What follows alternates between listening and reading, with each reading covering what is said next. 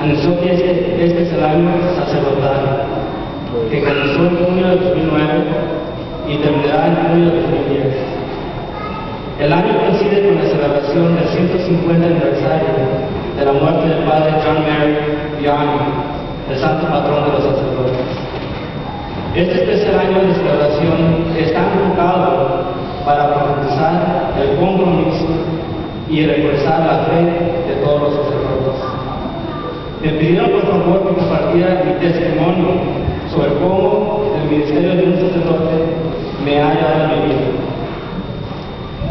Cuando mis papás, mis hermanos y yo vivíamos en California, siempre participábamos y ayudábamos en muchos eventos de las iglesias católicas que estaban en nuestra ciudad.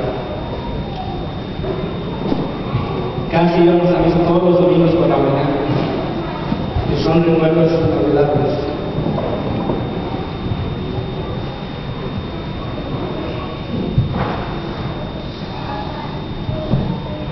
Durante los años escolares que asistía a la casa o la preparatoria, después de clases pasaba a casa caminando y siempre pasaba por la iglesia, la Epífania.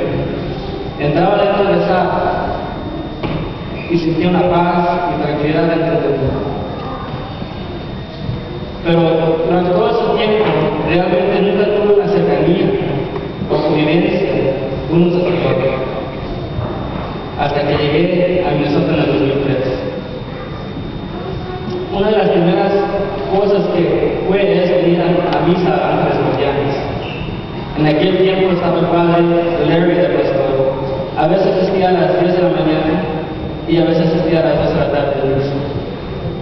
El padre Larry siempre me invitaba a participar en los ministerios de la iglesia, pero mi respuesta siempre fue: lo siento, padre Larry, no puedo, porque tengo trabajo de tiempo completo y también estoy estudiando en la universidad por tiempo completo. Él fue persistente, siempre me platicaba sobre su vida como sacerdote y lo bonito que él sentía en compartir el amor de Dios con la comunidad. También me aconsejaba: cuando uno se acerca a Dios, siempre tendrás una vida llena de bendiciones. Finalmente, en agosto de 2008, decidí junto con una amiga participar en el ministerio de coro de alabanza de ángeles georgianos. Muy pronto me di cuenta que descubrí una forma especial de celebrar, de rezar y de estar más cerca con Dios. Al mismo tiempo, el padre Paul, ahora el nuevo pastor de la iglesia, me empezó a platicar sobre lo importante que es ser un servidor de Dios. Más que todo, realmente lo que es ser iglesia. Recuerdo una de sus primeras homilías, él dijo: después de misa, cuando estén afuera, vayan y digan a todo el mundo sobre la buena nueva, que el Hijo de Dios, Jesús, está cerca con nosotros, para demostrarnos que el reino de Dios está aquí. Inviten a todos a que vengan a compartir esta felicidad con nosotros. Y así sus palabras del padre Paul fueron motivantes. Invité a más personas a que compartieran la alegría de no solamente venir a misa, sino también participar en los ministerios de ángeles guardianes. Una de esas personas es mi novia Jenna, que en aquel entonces era mi amiga. ¿Cómo se llama? Jenna. Debo confesar que el padre Paul casi me convenció de ser un sacerdote. Dios y la Virgen María siempre me han bendecido cuando estaba rodeado de muchas personas buenas que son humildes, respetuosas, de gran corazón, fe en el Padre Tomás. Cuando conocí al Padre Tomás, inmediatamente sentí su sencillez, su profundo amor a Dios y a la Virgen María. Desde el primer momento que el Padre Tomás llegó a Ángeles Guardianes, él empezó a convivir, a conocer, a servir con mucho entusiasmo. En cada convivencia que voy con el Padre Tomás, siempre aprendo algo más. Mucha gente va con el Padre Tomás a pedirle ayuda. Muchos casos son difíciles, otros casos no son tan difíciles. A veces son personas que casi nunca vienen a misa y ni conocen al Padre Tomás.